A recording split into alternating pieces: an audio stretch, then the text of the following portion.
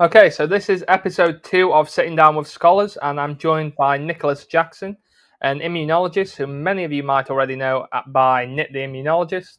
And thank you very much for joining me, Nick. Can you start by just telling me a bit about yourself and your work as a Yeah, science thanks, Jordan. communicator? Thanks for introducing me. So my name's Nick. I'm a PhD student. I've been studying immunology. I've been in grad school now 7 years, so I'm hoping this is my wrap up year here and obtaining my PhD. And really just kind of talking about a connection I made. I've always looked at social media as an outlet for conversing and talking to different people about science. And I think I have a very strong natural appeal when it comes to talking to people and being able to hold levels of communication. And very often in the sciences, we do very large scale presentations where we have to be confident in our research, present to other people. And I've always felt pretty good about that. So I just figured, why not give social media a try and see what connection I can make, especially with the huge disconnect I feel the world has right now between understanding science in just a basic level and also the disconnect on the science side of explaining science. So I'm really hoping that some of the things I can do can help bridge that gap for people. That's really great to hear, Nick. And as many other science communicators are trying to navigate the same challenges, effectively trying to see just how they can get their message across and share it with a broader audience, whether they're future scientists or people who just want to learn a bit more about it in different ways. But as an immunologist, can you tell us a bit more about your career and research so far? So, either the American graduate school system or Yeah, just so generally from your experience? growing up, I used to want to be a forensic scientist. That was my like gig. I love crime scene investigation shows and all that. And besides my little side thing of thinking I was going to be an NBA player one day, when you realize that isn't going to pan out, I really fell in love with the sciences. And then it hit a certain point really in my life where actually my father passed away when I was in high school, and he passed away from an asthma attack. And it was one of those moments in my life that made me really say, I want to be able to help people so they don't have to experience some of the things that I've experienced in life. And so I started pursuing this track. No idea what I was doing. I just knew for some reason in my head, biochemistry sounded like something that would help treat people eventually. But I never really wanted to be a medical doctor, especially after this experience with my father. I kind of hated doctors, honestly. So I wanted to find my own path of helping people. And so I ended up going to undergrad, getting a biochemistry degree. And while I was in undergrad, I was in a program that was designed to help minority students get into research programs and help them basically get the experience to perform research. And throughout this process, we eventually learned that the real goal of the program is to funnel these students into graduate programs, specifically PhD programs. And the NIH was funding this program. It was called the IMSD program. And so it's a government program in America where they fund minority students to get into research, and then they also fund minority graduate students as well for their research projects too. Those who claim the awards that they offer. And so that was a big motivator and a lot of experience there that shifted me into going to grad school. I went through the whole application process in the United States, applied to a few different universities. I only got into one. I got not really waitlisted. One called me later after I already accepted my offer for the first one. So I say I only got into one school, and I went to that school.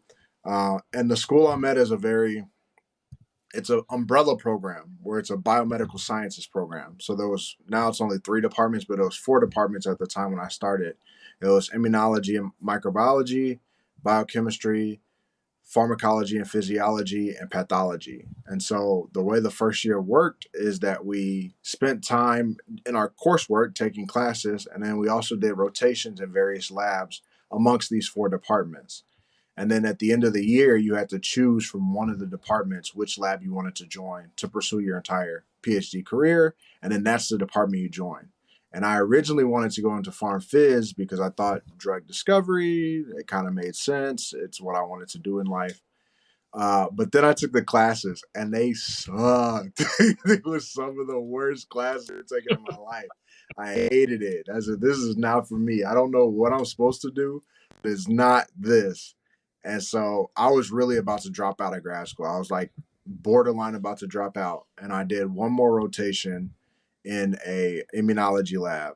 And I actually loved the mentor. He was like very tough guy, but the kind of guy I needed for what I needed in my life. And then also the work was great, and then the rest was history. I went down this unknown path of immunology that I'd never heard of before. That's interesting, Nick. And one of the things I want to really ask you more about, and I'm sure there's many different people out there who are deciding whether they want the confusion between which I'm sure you've heard before, the medical route and the research route, and how there's a bit of a conflation between if you want to be involved in any form of healthcare, you've got to be a medical professional or a doctor. And we see this on social media all the time on the more negative sides of people portraying themselves as medical professionals, but just why more the healthcare and research side rather than medicine? I understand you said about your experience with your father, but if you don't mind just unpacking that a bit, I'm sure it'd be useful for people to understand that different trajectory that you can have between going down the medical route or No, down yeah, that's a into great research and question. healthcare. I think very heavily, especially early on in my university time, a lot of people propose themselves as pre med. And now there's no actual qualifications to become pre med. You just kind of say it, and then you go through specific courses to kind of guide you towards the best outcome to go to med school. And so a lot of the students I was interacting with were pre med. A lot of them wanted to become doctors. And this idea is that what I learned is most people didn't really know what other options existed in the first place. Most people just hear growing up lawyers, doctors, and then some of the trade jobs like if you're a mechanic or something like that, or you could become an engineer, like very simple, well-known jobs. And scientists, people know scientists exist, but what that means feels so like a cloud that's very mysterious and not understood. And so I don't think a lot of people realize this is the track. It's just like a doctor, just like a lawyer, just like a engineer. This is the track to become a scientist.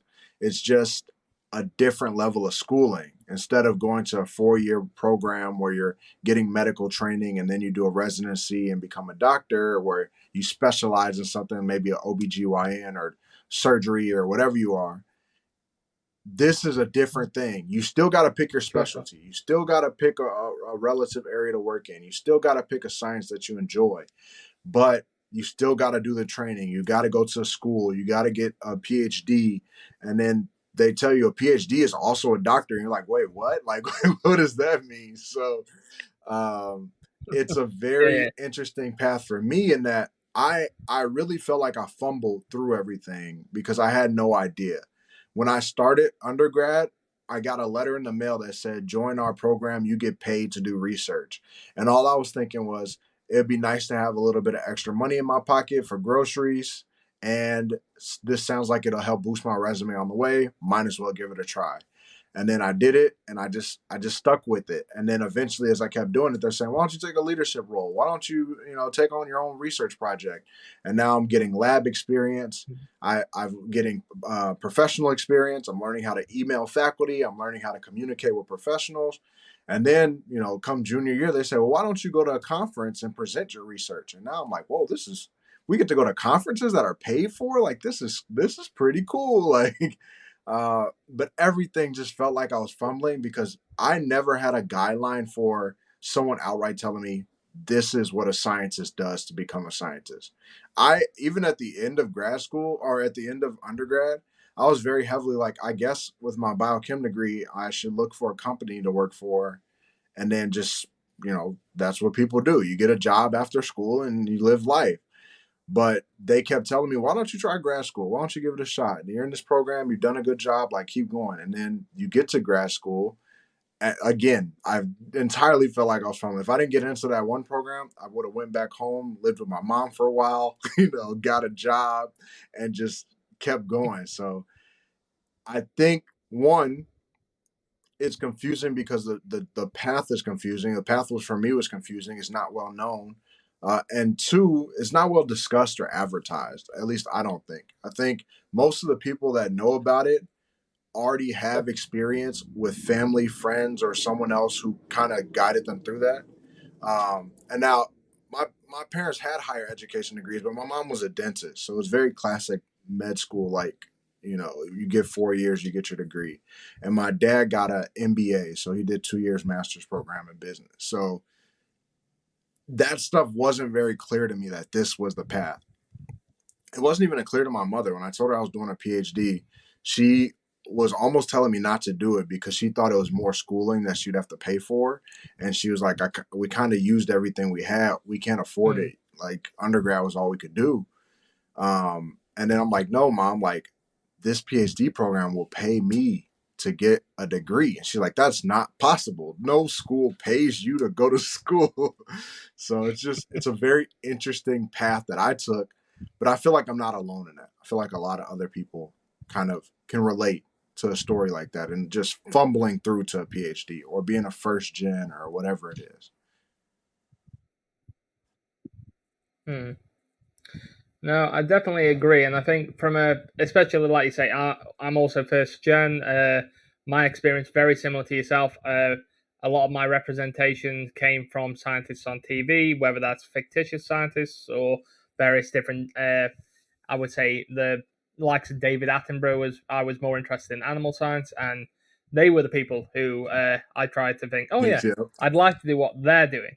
You don't really know how they get there. You don't really know. You know what they're doing in terms of what they seem to present themselves at, but you don't know what they're actually doing or how they've got there. And the point that you said earlier about the lessons, that's your first introduction into what the discipline really is.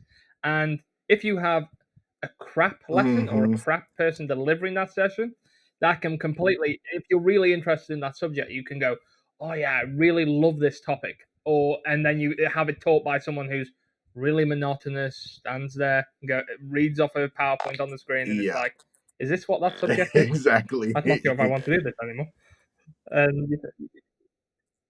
and the like the will is drained out of you. But the point around different people having access to it, and I know from there's a multitude of different classes, privileges, and so on that different people have more access than others, and that's unfortunately one of the systemic problems that we Mm-hmm. have in education. STEM is definitely it suffers with that. So it suffers with that quite overtly, I would say.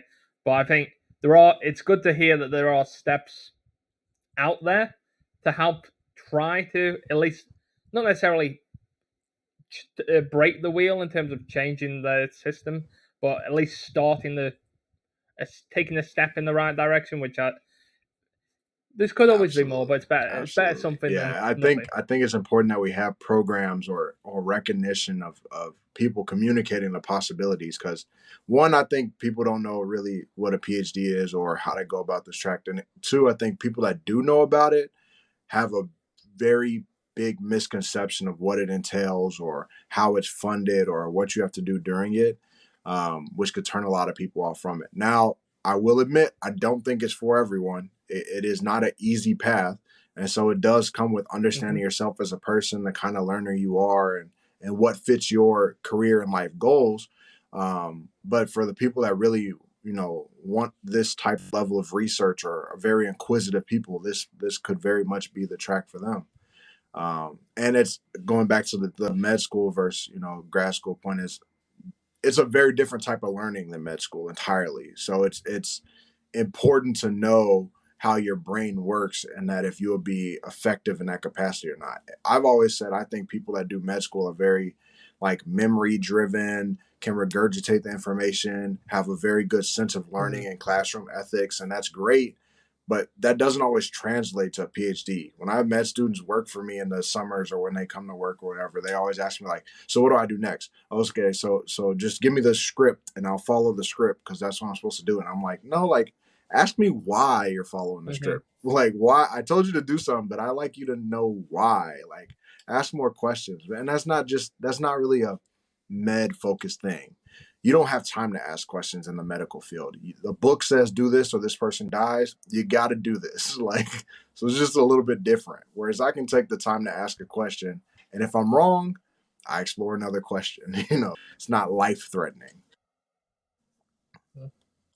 Yeah.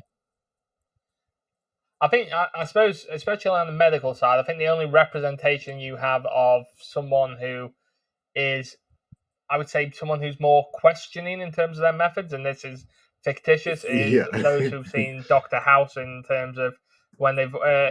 It's And probably the usually he's only example portrayed of a as, doctor I can think of yeah, he's usually who portrayed as crazy. actively So, questions. Yeah, people who question like that are in the medical field are like, why are they so crazy?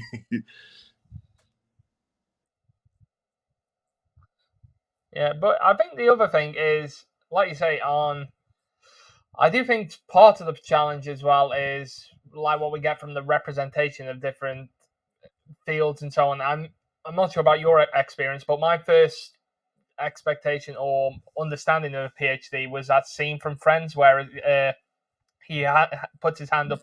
Have we got any doctors on the plane? And it's yeah, oh yeah, I'm a doctor. No, you are not a doctor. Yeah.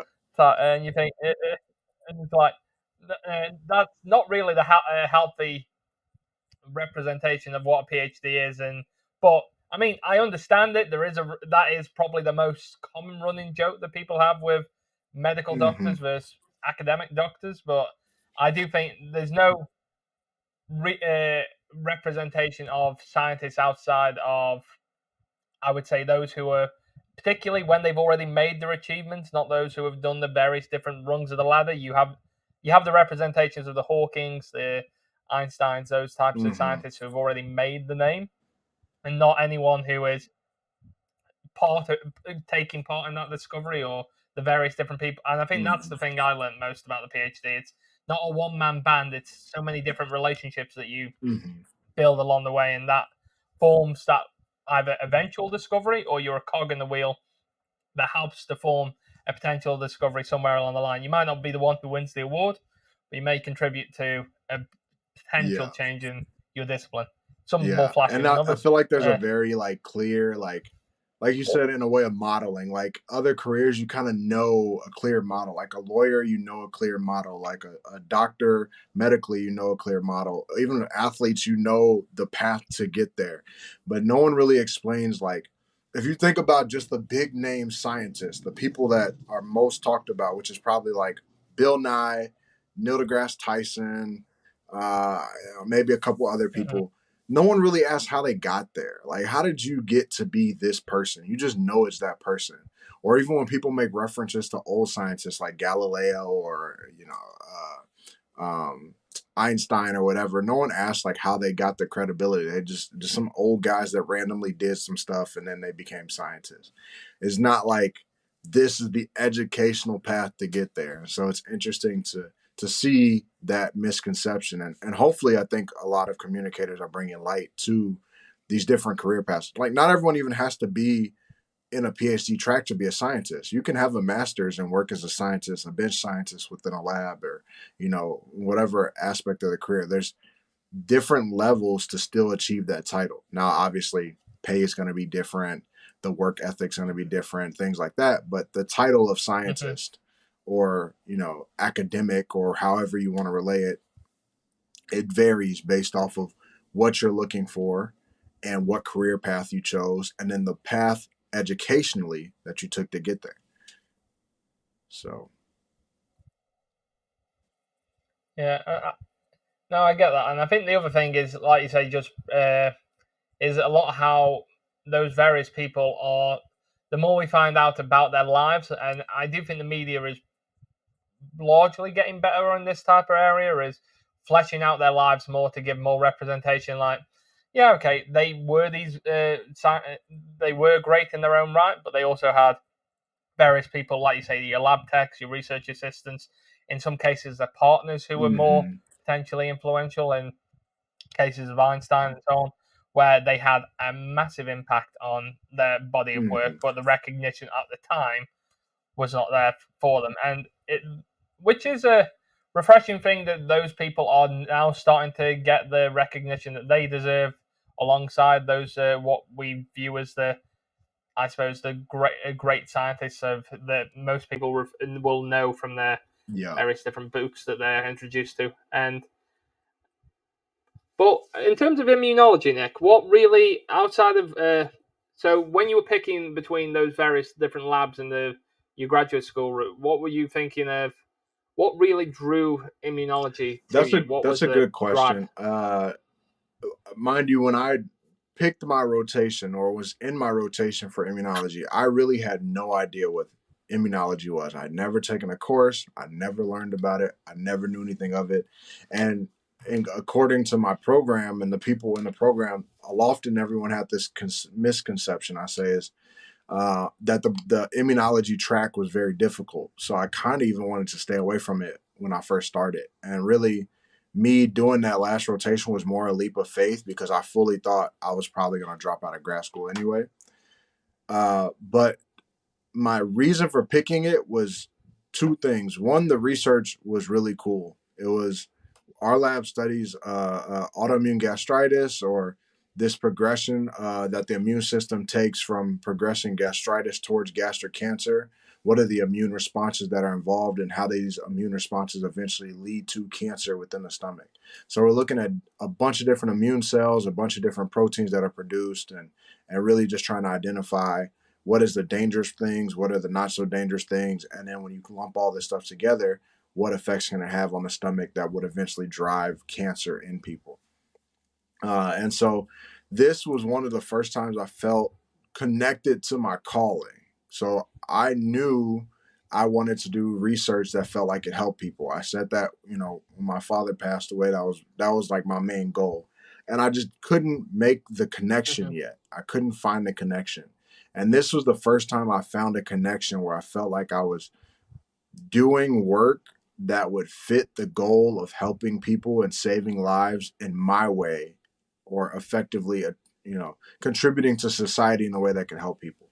And so that was the first step for me. And then the second thing was, and I say this to every grad student that's trying to find a lab or picking or doing rotations, the mentor is more important than any form of research you do. If you do not like the mentor you work for, you will not want to stick around and do the work. No matter how cool the work seems, if you and the person don't get along, or you're constantly having disagreements or disputes, it gets very difficult to actually perform the work. And so I think my mentor was just, one of the best things I could ask for in terms of someone that could motivate me, help me get the work done, educate me in the way that I needed, teach me the things in terms of what immunology really was. And then instill in me this work ethic that made me confident in myself in the field, but also very inquisitive in the field too. So I think it was a mix of the perfect mentoring and it finally aligning with the goals that I've always wanted, since I was a young kid. So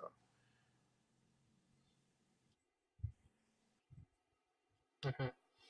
No, I think the point on mentoring, and I think when a lot of people think in most fields, and I'm not sure if you'd agree with this characterization, but when people think of a mentor or a supervisor that they have in their PhD, they think, oh, like a boss. And it's one of those awkward things where you think where you're comparing it. It's similar to that relationship, but it's not, because it's if you have a manager or a boss who demotivates you and isn't the ideal person to work for, that can be okay. That person is just not great at managing. That isn't there.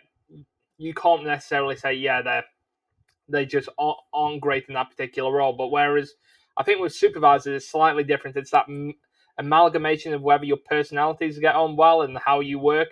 It's not necessarily saying they aren't a great supervisor or they aren't great with what they're doing. It's they just simply might not work in a way that suits your way of working. And I think that can be the challenge for a lot of people. Like, oh, well, I just don't get on with them, so they aren't good. No, it's more you might just not have that relationship. I mean, equally, I'm sure there are just people out there who are a pain in the ass to work for in yeah, various I different. think it is But like yeah, you said, interesting in that it's not quite like a job. Like you can have a bad manager, but the job task will probably still be the same.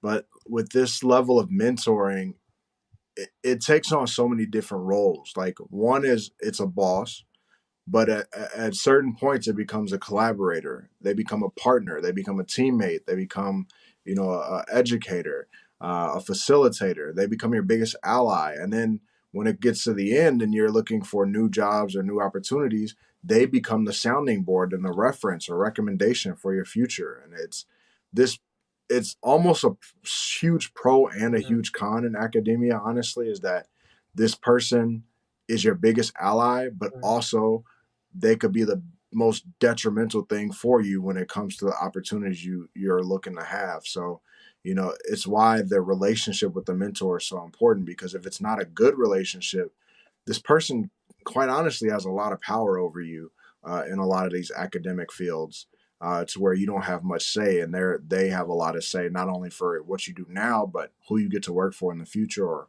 who even looks your way in the future.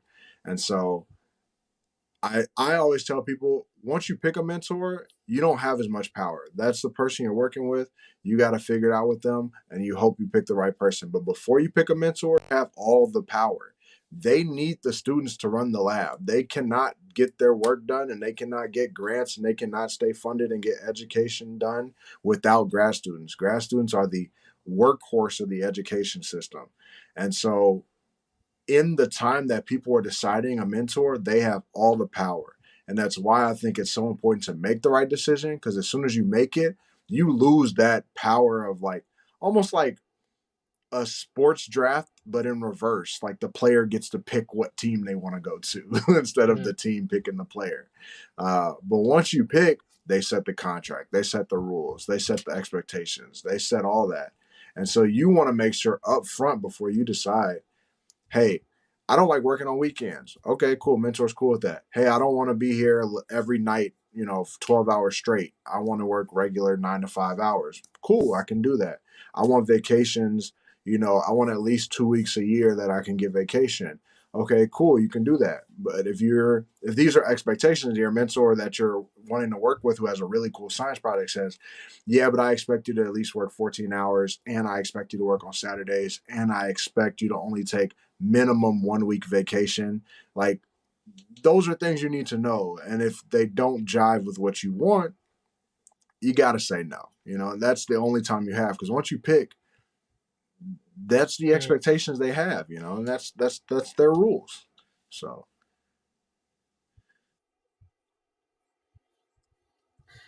I know from people who are in the Europe and the UK, the contrast. I think people, and I think this is the case for a lot of PhD students and postdocs, particularly, move around a lot. And I think one of the things, if you're someone who's listening who's thinking about a career in academia, you've got to be aware that as well there's various different social contracts that happen in various different countries are different.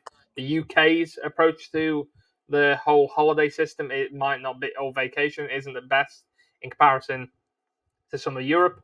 But with your example with the states, one of the prime examples is we would have an expected minimum, regardless, and regardless of what your mentor might want you to do, this is what they are legally required to give you, and they have no choice to do that. And this is something that people need to be aware of. But trying to stay with the vein of mentoring, Nick, do you have any other individuals that you would say were really pivotal to your pushing you in this route, or really drove you that way, whether that be school teachers, family, yeah, socially, I whoever? think I think the younger we are, the more we take it for granted. But as we get older, we start to realize the impact that a lot of people have in our lives, especially pushing us towards our career paths. I had a few high school teachers, and one of the high school deans that was very, I would say, almost influential in stopping me from losing myself. Like I said, my father passed away when I was in high school. That was a pretty dark time for me, and I was on track to pretty much just give up school entirely because I just didn't care anymore. And a lot of these people really stepped in and said they were going to help out, and they really, stood there and had my back through these times, and got me through, not only finishing high school, but also getting me into a very good university for undergrad. they knew what I was capable of. They knew I was a pretty bright individual that just, was going through tough times. And so that got me to the next step. And then they get to university. And while I'm in undergrad, I said about this program I was in, the mentor of the entire program, who was in charge of getting all these students together, and his name was Brian. He in charge of the IMSD program. He would get all of us together. He was the one that paid us. He was responsible for us when it came to this stuff. But he also was the one that introduced us to other people's science projects. He taught us how to send emails to professors to get into labs. He taught us, how to develop proper presentations and all these really early basic science techniques. And he wasn't even a scientist. He was just in charge of this program to help people get into labs. But he had learned so much over the years that he was teaching us how to do a lot of these very professional things. And we went to the research conferences with him, and he guided us through a lot of that. And so he is one of the best mentors I've had. And then the mentors that I had in undergrad, the lab that I worked in, my mentor there, I worked for I worked for one professor, but him and his wife kind of shared a lab space, so I kind of worked for both of them. And so they were like almost like a 2-in-1 mentor system for me, where I had two research professors. And even in undergrad, I still fully didn't understand how it worked and what they were. And I just knew they were professors at the university, but I didn't really know what the research meant. But I did some research for them. And I got to present the research at conferences and all that. But they were great mentors. They guided me. They were teaching me science. They taught me lab techniques and a bunch of different things that I think were important for early investigators. And I think this mentorship, without a lot of these people, the people in high school, the people in undergrad, along with my mom, family unit, and the people that supported my education, I don't think I would have ever made it here. And granted, there were some questions here in the area. I think everyone goes through whether or not they're doing the right thing or choosing the right path or trying to figure it out. But I think most people trusted my judgment, and most people knew that I was still going to do something very successful and very bright with my future, regardless of what I chose. And so there wasn't much doubt. And almost like I made it easy for them, but they made it easy for me. So it was kind of like that mutual benefit of me trusting the people around me that mentored me, and them trusting that I would be uh, somebody that was worth their time. So it really ended up working out, having all that success. And then once I got to grad school, like I talk about the mentor, but there's a lot of, I won't say older because grad school is weird. Not everyone's older. The age ranges are all different, but they've been there longer. Grad students that kind of they show you the ropes and show you how things work and show you what to expect and teach you the systems. And I think there's a lot of, at my university, there was a lot of trust built amongst grad students to really feel like I can trust them to guide me in the right way or tell me which professors are best to rotate with or teach me how the school works. And I think people find it weird to call peers mentors sometimes, but in a way, when they're more senior and they know what's going on, that is a mentor. They're teaching you the ropes. And so I find mentorship in all of these people that have been around me and really instilled in me. And now I'm hoping that I'm at a point where I am becoming that for someone else who needs that bit of help in their life as well.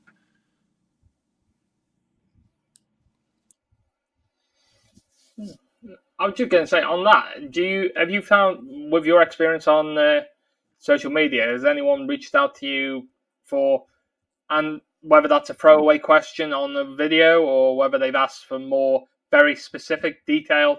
Nick, can you help me navigate my start in Yeah, I've gotten a few academia? Has messages anyone here and reached out to you there. like that? I'm not like swamped with messages about career stuff, but I've had people ask like, "What's my path?" or "What's my suggestions?" or if they're applying to grad school, what they should look for. Or some people that are interested in immunology that ask questions, or a bunch of different things like that.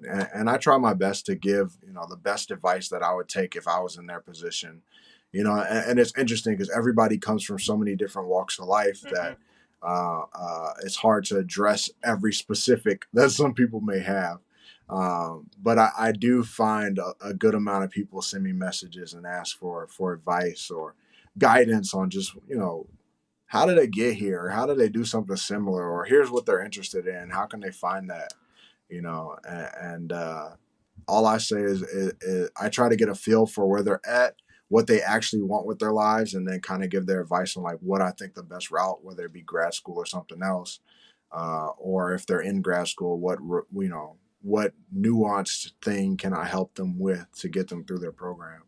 But yeah, it's interesting because it has opened up a very much wider net of unknown mentorship. Like I didn't think of how many people would reach out and ask for my guidance and look to me as like a point of reference for their life experience, you know.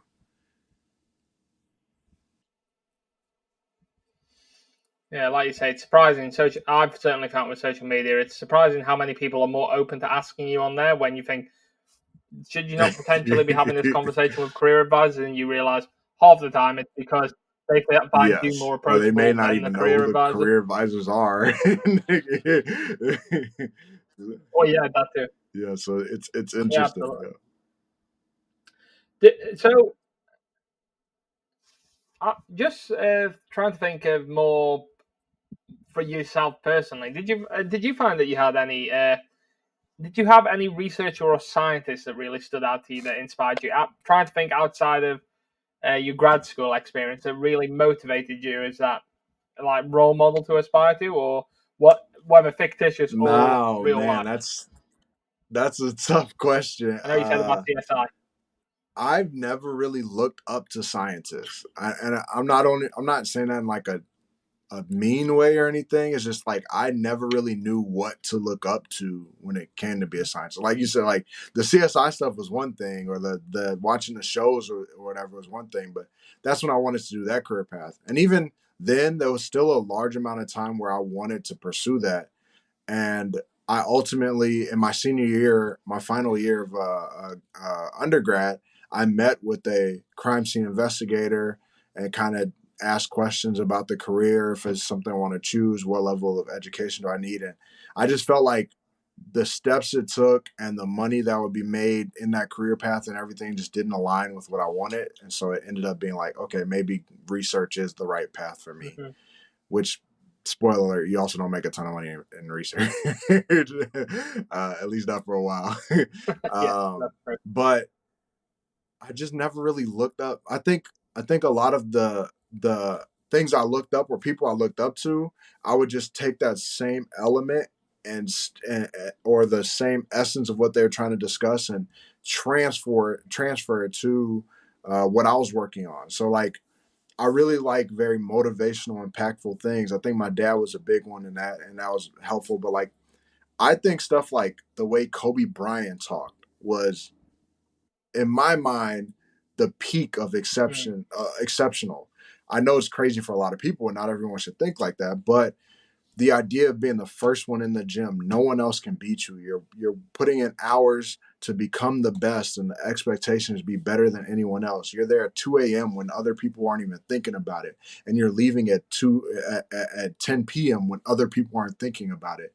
Like work ethic level is like what I always looked up to, and then I would take that same thing, but my gym wouldn't be the basketball court. My gym would be the lab. You know, it's if I want to be great, and I struggle. Mm-hmm. I don't reach the perfect, at least based off the ideals that I look at, this perfect idea of work ethic, but it's my version of what I believe is perfection. And perfection to me is the significant amount of hard work, putting in more hours than everyone else to reach this level.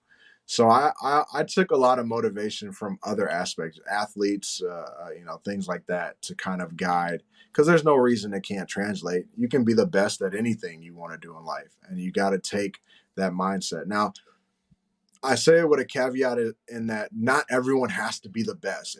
It's almost toxic mentality for some people to just try to always be the best. So I don't encourage that Mm-hmm. for everyone. But it's just what I lived with, is what I always kind of grew up with, is this idea that if you're going to apply yourself to something, there's no reason you shouldn't try to be the best at it. Uh, but I also say that with saying you can also just be good at something and be a very happy individual and still live your life. So don't think you have to be the best at everything. But for me, that's just kind of how my brain works, you know.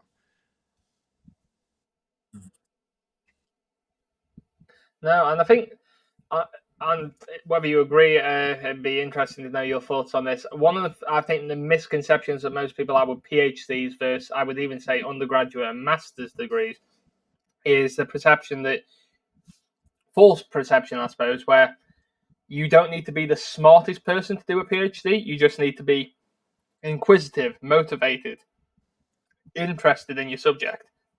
That's what you need. And I think that's where it stands out with the likes of, I think law and medicine probably are the best examples of this, where you need to memorize your craft, you need to know what you're doing.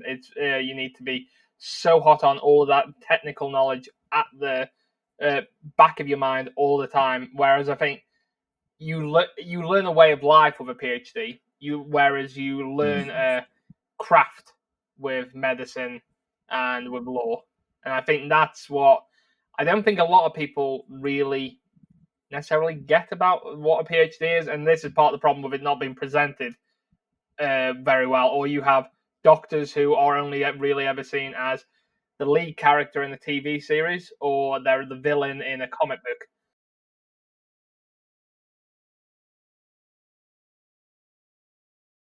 Nick, my question to you from Maram is: who is your audience? Yeah, so I think that's a great question that I've kind of been struggling with this a little bit. I think I used to know my audience as, young minority students who may be interested in sciences or, someone who may be interested in science but not really understand that well, or PhD students. But as I've grown and my content has gotten better, I've really had to adjust whether or not I want to address bigger audiences or have or concepts that reach more people and not be so specific, or if I want to keep honing in on this very specific audience that I have. And so I'm really trying to decide. I'm kind of feel like I'm at a veering off fork in the road of figuring out what my ideal Crossroads? audience is. And I think, yes, a crossroads of trying to figure out. And I think I want my audience to be a very large part of like science education in general, like providing just a bunch of fun, maybe trendy topics or very educational, but simple for a lot of people to understand science topics to engage more people. But then also on a smaller scale, kind of break down a little bit of that PhD life as well. So I think that's where my audience is going. Oh, that's great to hear, Nick. And I just want to say, from hopefully, well, from both myself and from anyone who listens to this, thank you very much for